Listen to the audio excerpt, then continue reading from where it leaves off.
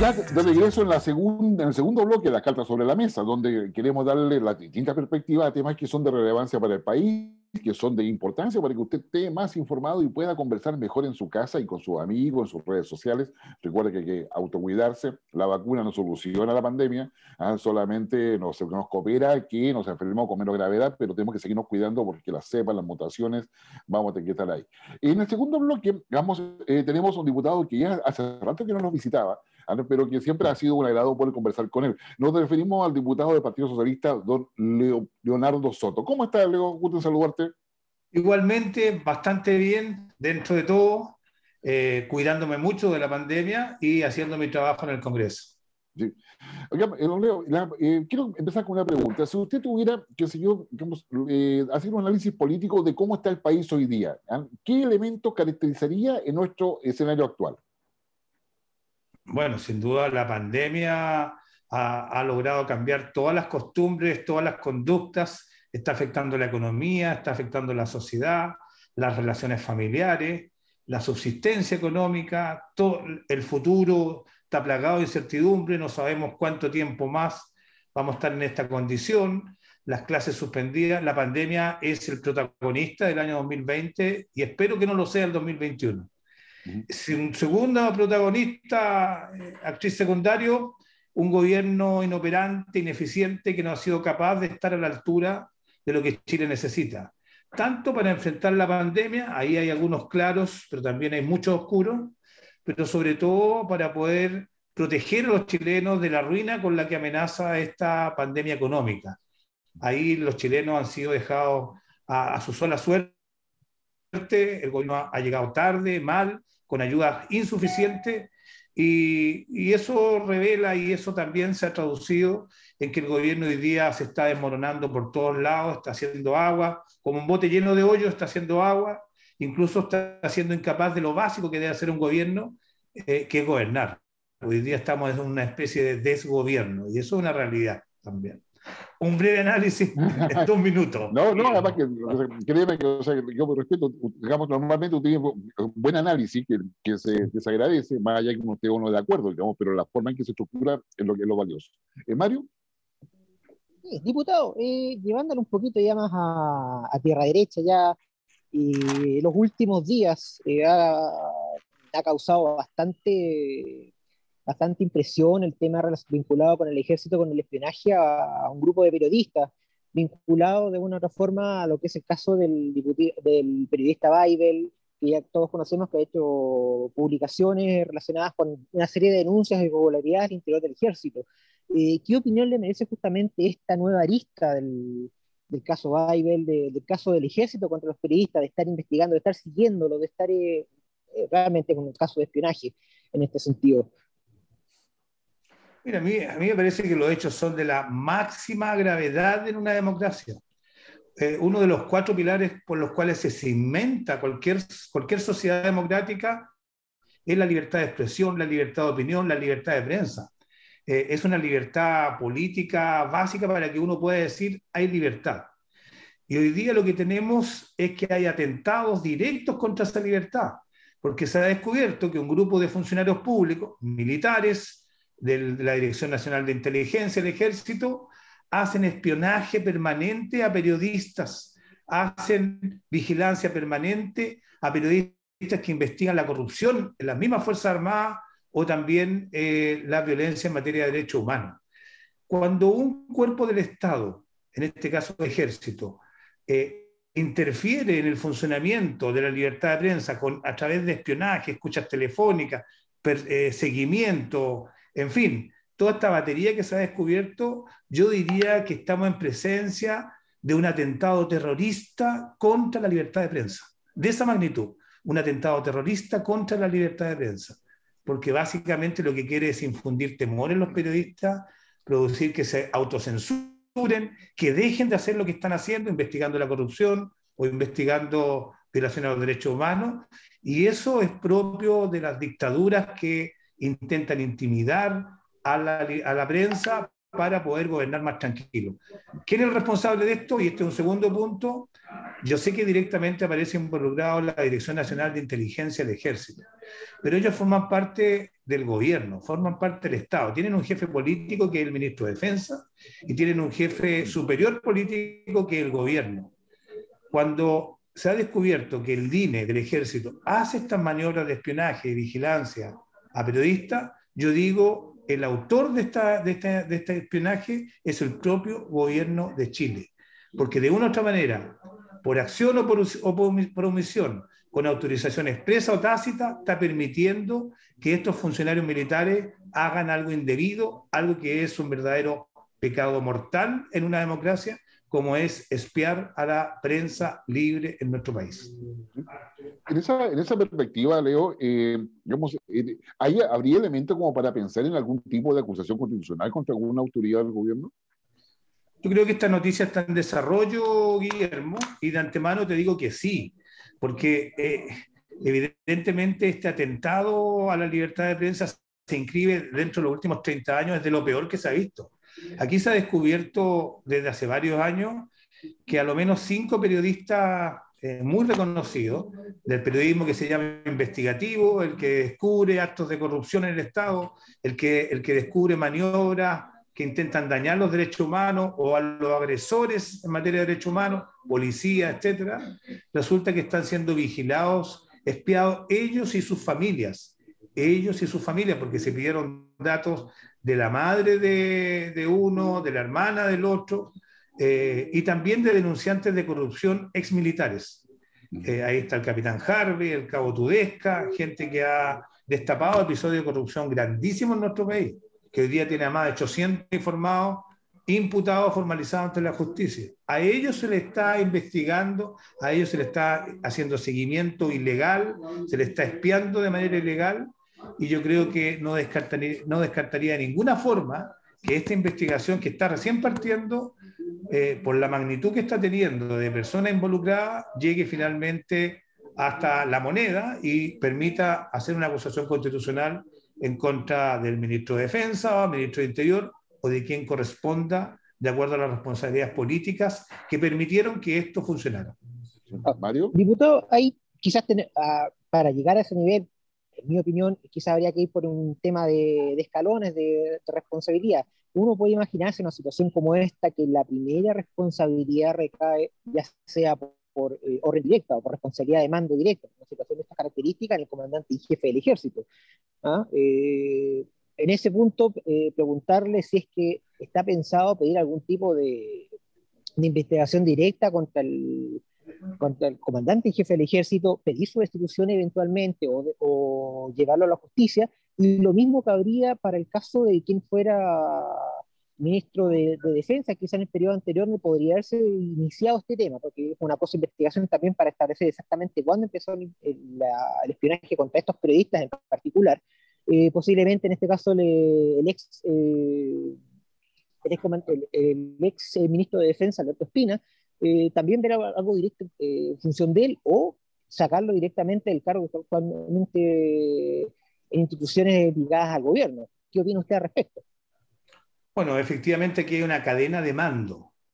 Aquí los funcionarios militares que andan en la calle espiando a una jueza de la República, la jueza Romy Rutherford, o haciendo espionaje, interviniendo en los teléfonos de Mauricio Baibel, de Pavlovic, de Santiago Pablo, y otros periodistas, Rebolledo también, y otros denunciantes de corrupción, Capitán Harvey, su madre, hablan, digamos, de que esto no es un acto ocasional, esto es un espionaje sistemático a los denunciantes de corrupción, es una línea de trabajo que tiene mucho tiempo de desarrollo y que no sabemos muy bien cuál es la justificación. Lo que sabemos es que es completamente ilegal a partir de los datos que se han encontrado por la propia justicia, por el Ministerio Público, que determinó que para poder intervenir los teléfonos del periodista Mauricio Baibel, la Dirección Nacional de Inteligencia entregó antecedentes falsos a la justicia. La justicia, el ministro en visita, en este caso de la Corte de Apelaciones de Santiago, es el que autoriza la interceptación telefónica. Pues bien, el DINE del Ejército le mintió a este ministro para obtener la autorización de escucha telefónica al periodista Baibel. Colocó en la solicitud que era para poder perseguir los antecedentes de una supuesta espía peruana, una espía extranjera, y para proteger la seguridad nacional. Y el teléfono que solicitaba investigar, evidentemente no era de ella, ni de nadie vinculado a la seguridad nacional, sino que del periodista Mauricio Weibel, que estaba investigando el caso Milico Gatti. Si este patrón se repite en todos los casos, estamos en presencia de una red de espionaje, de vigilancia de nuestra democracia, que tiene que ser desmontada, y sus responsables tienen que responder ante la justicia por los delitos, y ahí yo inscribiría inmediatamente a los uniformados, al director de la Dirección Nacional de Inteligencia de la época, que le mintió al Poder Judicial. También inscribiría al comandante en jefe de la Fuerza Armada, del Ejército, perdón, que le mintió también indirectamente al Poder Judicial y nos mintió al Congreso, porque nosotros los citamos al actual comandante en jefe y al ex ministro de Defensa, Alberto Espina, a que diera explicaciones detalladas en el Congreso, y no las dieron y aseguraron que todo esto era absolutamente legal. O sea, le mintieron al Congreso y le mintieron también al Poder Judicial. Ahí hay responsabilidad política y ellos deben renunciar, ellos no pueden seguir en su cargo, y ahí debiera uno escalar para saber si el gobierno también tiene responsabilidad por acción o por omisión en esto. Pero esto es un juicio político que estamos haciendo, especulando en su desarrollo. Por lo pronto, hoy día el Ministerio Público está tomando grandes decisiones, está certificando estos hechos, y yo creo que uno puede augurar que en el futuro cercano podamos avanzar hacia responsabilidades políticas, todo con el objetivo de erradicar completamente estas malas prácticas, este verdadero atentado terrorista en contra de la libertad de expresión, en contra de la libertad de prensa en nuestro país. Leo, estamos en un proceso, digamos, en una maratón electoral, pero además que incorpora todo lo que es la Convención Constituyente. Y además en una campaña presidencial que ha terminado cooptando todo el debate constitucional, como todo lo que es la elección territorial, de gobernador, alcalde, concejales. ¿No? ¿Cómo está la interna dentro digamos, de una candidata Narváez que no logra aprender, de todo lo que es los acuerdos internos y la mirada hacia el lado de la izquierda, con un Boris que aparece? ¿Cómo se ve ese panorama al interior de la oposición hoy día? Mire, lo primero es decir que todo el proceso político que viene está atravesado por la fragmentación, por la división. Hoy día, lamentablemente, hay en este momento creo que 11 o 12 candidatos presidenciales para nuestro país. Ninguno logra tener detrás de ello un gran equipo político, un gran equipo social. No hay visiones muy claras del futuro de Chile. Es decir, son apuestas más o menos individuales. Y hoy día creo que lo que Chile necesita, de verdad, más que nunca, basta mirar lo que ocurrió con nuestros vecinos el día domingo en Perú, donde habían 6 o 7 candidatos y ninguno pasaba el 10%, y ganó uno con el 18%. 18%, lo cual habla de muchas dudas respecto a si van a poder gobernar bien. Bueno, Chile no está exento de esto, y hoy día parece que la división y la fragmentación están a la orden del día, y yo hago una afirmación. Hoy día lo revolucionario de verdad es ser unitario, es buscar la unidad. Y esa es la revolución que tenemos que hacer, buscar los mayores niveles de unidad posible para darle gobernabilidad y una alternativa de futuro a nuestro país distinta al desgobierno que hoy día tenemos con este presidente. Y en ese marco yo creo que Paula Narváez está haciendo sus primeros pasos, está intentando darse a conocer, sus características personales más o menos las está conociendo la gente, pero es fundamental que nosotros participemos en una primaria presidencial donde busquemos construir un programa común con lo que nos une y podamos ofrecérselo a la ciudadanía, y sea la propia ciudadanía la que decida y seleccione quién va a ser el liderazgo que va a representar a nuestro mundo de la izquierda en nuestro país. Y ese por lo menos el camino en el corto plazo, que debiera concluir el 18 de julio con la inscripción de Paula Narváez como candidata, ojalá, de la mayor cantidad de movimientos y partidos posibles, como candidata presidencial. No, Mario.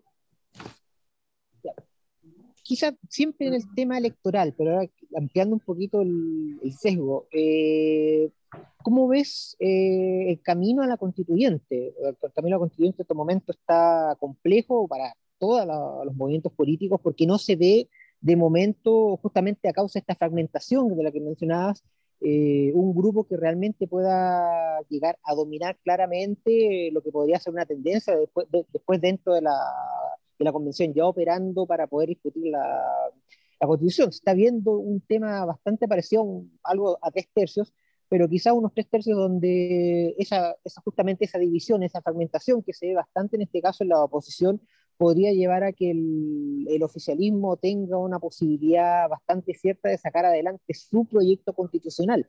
¿Cómo ves justamente eso y cómo ves el papel de los independientes en este juego político que se ve de cara a la constituyente? A ver, yo creo que el proceso constituyente no va a estar exento del signo de los tiempos, que es la fragmentación y la división. Tú hablas de que, al parecer, el resultado de la elección constituyente va a revalidar lo que se llama los tres tercios, la derecha, el centro y la izquierda, y van a distribuirse en iguales medidas los constituyentes.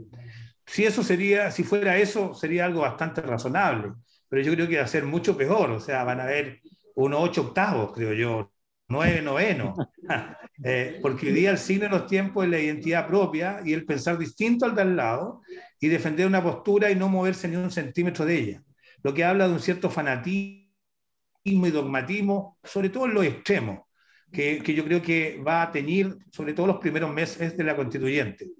Si las cosas salen bien, porque yo parto por advertir que no es seguro que salgan bien, la constituyente tiene un año para funcionar, solo 12 meses, y tiene que dictar su propio reglamento, su propia constitución de convención constituyente, y después trabajar artículo por artículo hasta terminar en un año con una nueva constitución que ofrecerle al país.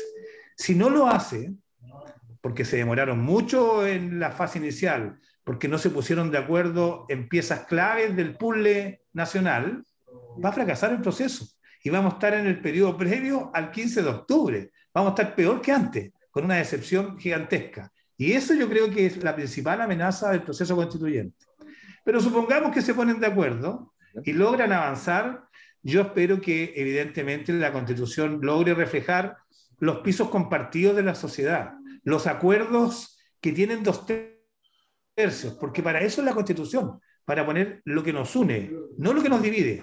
Lo que nos divide, que es muchísimo, los desacuerdos de la sociedad, las distintas miradas, el pluralismo, tiene que ir en los procesos legislativos, en los procesos de gobierno cada 4 años, y será cada proyecto de gobierno, de presidente, el que lleve detrás de sí su postura sobre los desacuerdos cada 4 años en los periodos presidenciales.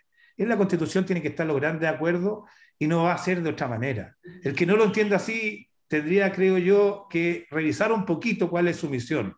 Y yo creo que si cada uno entiende que la principal tarea es que Chile tenga una nueva constitución democrática, redactada por los que eligió la gente, yo creo que estamos muy bien. Si creen que es un campo de batalla donde uno va a expresar su fanatismo, su intolerancia a lo que piensan los demás, estamos bastante perdidos.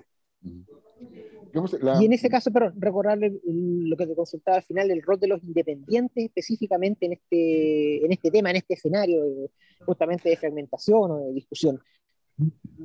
Yo creo que los independientes, si son independientes con bastante autonomía política respecto de los partidos, pueden hacer una enorme contribución, porque ellos pueden actuar de puente o de bisagra de las posiciones ideológicas más intransigentes. Ellos entienden que su misión única como independiente, quizá en su vida, va a ser participar en este proceso constituyente, y creo que van a estar más a la altura de este desafío que los militantes puros y duros de partidos ideológicos, tanto de los extremos de derecha como también de izquierda. Yo confío en los independientes, aunque creo que no les va a ir muy bien en el proceso electoral. Eso es verdad. ¿Ya? ¿Y por qué no le iría bien? Porque digamos, finalmente las encuestas tienen una crítica bastante fuerte a los partidos políticos, al sistema político en general, ¿ya? Y los independientes han arremetido de una manera que es impresionante, ¿ya? ¿Cuál sería la razón que tú tienes para decir que no le va a ir tan bien? ¿Es solamente una esperanza desde un punto de vista del partido político o hay una realidad también en términos concretos de cómo se capturan los votos? Yo creo que tú tienes razón, Guillermo, en el sentido de que ellos están de moda. Está de moda decir que apoyo independiente y aborrezco o repudio los partidos, la gente que viene de partidos políticos. pero ese es el titular, pero en las bajadas uno empieza a ver a los independientes que prácticamente nadie los conoce. Si tú vas a una comuna cualquiera, anda a Coquimbo y pregunta quiénes son los independientes constituyentes, nadie los conoce. Es muy difícil que alguien vote por una persona que no conoce, que no sabe cuáles son sus compromisos anteriores, su trayectoria social, política. Es muy difícil que eso se haga. Si eso agregamos que los distritos son enormes, no tan solo tienes que ser conocido en Coquimbo, sino que tienes que ser conocido en Coquimbo, Valle, Illapel, Los Vilos y todos sus alrededores, alrededor de 30 comunas, lo que ya te indica que es bastante difícil desplegarse para llegar físicamente o presencialmente a todo ese mundo. Y si le agregamos que los independientes son solos, cada uno compite con sí mismo, no compite en una lista donde mantengan una mirada común o pertenezcan a un sector más o menos definido. Hay independientes que son de derecha, que están en las mismas listas de independientes que son claramente de izquierda, en fin, otros que obedecen al mundo gremial empresarial y otros a trabajadores, pero se juntaron en una lista y se suman unos con otros, pero sin tener ninguna base que los distinga con mucha claridad. Entonces, yo creo que va a haber mucha división, mucha fragmentación. Hoy día, de todos los candidatos que hay a la constituyente, entiendo que son dos tercios son independientes y un tercio de militantes. Los de militantes tienen la ventaja de que los partidos políticos tienen grupos organizados en cada una de las comunas, tienen liderazgos en los municipios, concejales, alcaldes, tienen liderazgos parlamentarios porque llevan mucho tiempo trabajando por la gente y todo ese trabajo lo ponen al servicio de su constituyente. Y eso constituye una ventaja que no es artificial, es natural, pero que tampoco uno puede desconocer. Por eso yo creo que valorando mucho los independientes no van a tener un buen desempeño electoral. Perfecto. Se agradece muchísimo la respuesta. Mario. Sí, mira, escarbando un poquito más justamente en el tema constituyente, pasemos a otro grupo que también interesa bastante, el grupo de los pueblos originarios. ¿Cuál es el rol que estás viendo? ¿Cuál es el despliegue que tú le estás viendo justamente por una parte de la campaña, a la representatividad que puedan tener justamente los candidatos de los diversos grupos que están postulando en este momento, y también el rol que van a desplegar, que van a tener al interior de la Convención Constituyente? Bueno, ellos son un enigma porque por primera vez en la historia de nuestro país se incorpora a los pueblos originarios, a todos los pueblos originarios, a los mapuches, que son más de 1,5 millones de integrantes o de personas que se sienten pertenecientes al pueblo mapuche, como también cahuéscar, diaguitas, que son apenas unos miles, o rapa, que también son varias decenas de miles. Todos ellos van a formar parte de la Convención Constituyente y eso es un experimento maravilloso que el día que se inaugure la Convención Constitucional van a haber 155 delegados para escribir la nueva Constitución y 17 de ellos van a estar con su indumentaria propia de cada una de sus etnias, con sus trapilacuchas, con sus taparrabos, en el caso de los Rapanui, en fin, con sus faldones, los indígenas de la cordillera, y dispuestos a escribir esta nueva Constitución. Esto es un experimento que solo va a tener cosas positivas. Lo primero, yo auguro que ellos evidentemente se van a unir en torno a obtener un reconocimiento y una autonomía para los pueblos originarios, que hasta el día de hoy el Estado chileno les ha negado. Eso lo van a obtener porque es inevitable que Chile tenga una constitución que los reconozca como parte de nuestra plurinacionalidad. Y ese debate va a ser fantástico y hermoso. Y va a ser uno de los productos más valiosos de esta nueva constitución, la integración en igualdad de términos de los pueblos originarios, de los primeros pueblos de nuestro país. Y segundo, la incógnita que va a existir respecto a los pueblos originarios es cómo van a actuar en el resto de los temas valóricos, los temas de feminismo, los temas de derechos sociales, derechos reproductivos.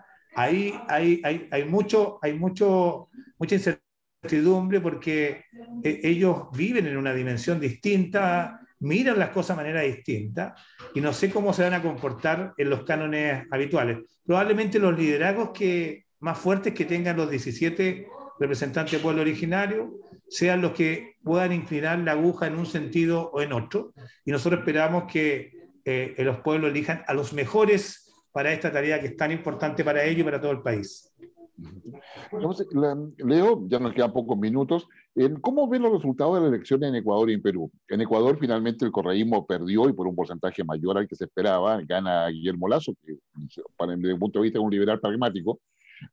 Mientras que en Perú, y tú lo señalabas al inicio de la entrevista, a citar a Pedro Castillo, pero con un fuerte vínculo de la izquierda, con el apoyo del profesorado, donde ha sido dirigente, vinculado a Sendero Luminoso.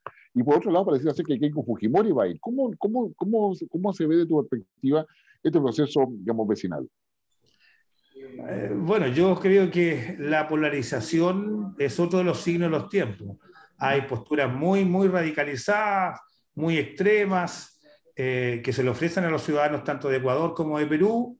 Entiendo que Castillo pertenece a un grupo más o menos radical de izquierda, que no había tenido mucha visibilidad, pero en la campaña logró captar por lo menos solo, bueno, por lo menos, pero solo el 18% de los votos de los ciudadanos. Es bastante poco. En el caso de Ecuador, también se polarizaron la opinión pública en torno a los dos ejes tradicionales, el correísmo y los liberales o la gente vinculada a grupos conservadores. Y pareciera que el signo también es de cambio, ¿no? Que quieren algo distinto de lo actual. Ahora, yo no sé si lo van a obtener, porque en el caso de Perú, la división y la fragmentación de la elección probablemente va a mantener un desgobierno que ha tenido Perú con 4 presidentes en 5 años. Han tenido, creo que 4 presidentes en los últimos 5 años. O sea, nada asegura de que si sale electo Castillo en Perú, va a terminar su periodo. Es muy probable que no, si seguimos la tendencia anterior, porque asume con muy baja votación, con un 18% en primera vuelta, podrá subir en segunda, pero la primera opción era solo el 18% de los peruanos, sin una base parlamentaria fuerte, no tiene mayoría en los congresos. Los gobiernos necesitan mayorías para poder gobernar y darle tranquilidad y paz a sus países, y de lo cual va a carecer este nuevo presidente peruano. Y en Ecuador yo creo que no va a ser algo muy distinto. El correísmo puede que ahora pierda, no sabemos, pero es muy fuerte y también va a producir un enfrentamiento y una fragmentación de la opinión pública que lamentablemente no le hace muy bien al futuro, sobre todo de la gente más vulnerable, de las clases medias, los trabajadores que finalmente sufren a clases políticas que son incapaces de darle bienestar, progreso y estabilidad al pueblo de sus propios países. Espero que eso no sea así, que mi pronóstico sombrío sea contradicho por la realidad, y bueno, esperamos que sea lo mejor para esos países. Vamos, Leonardo Soto, diputado del Partido Socialista, te queremos agradecer muchísimo tu gentileza para acompañarnos en el día de hoy, digamos, y colocar temas que merecen reflexión desde tu perspectiva y que obviamente coopera a que construyamos una democracia en el diálogo donde, digamos, en cada parte, en cada reunión social, en cada familia, aprovechando la cuarentena, podamos conversar de estos temas. Así que muchas gracias por estar con nosotros en esta oportunidad.